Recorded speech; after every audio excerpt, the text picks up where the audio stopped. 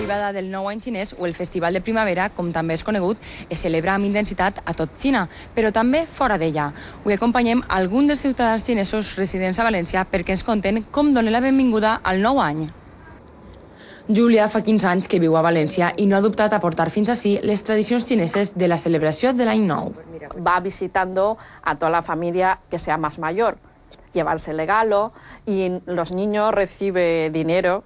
En la calle está decorado todo con farolas rojos y luego cenas, comidas casi todos los días. Un sopar molt especial en el qual no pot faltar el peix. Es importante el pescado porque en China pescado significa puedes ganar mucho dinero y puedes felicitar a todos. Però el més destacat de les celebracions de l'arribada de l'any nou és la dansa del drac que arriba fins a València gràcies a l'Institut Confuci.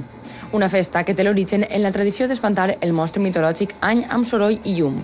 El resultat, una vistosa celebració que ja és coneguda arreu del món.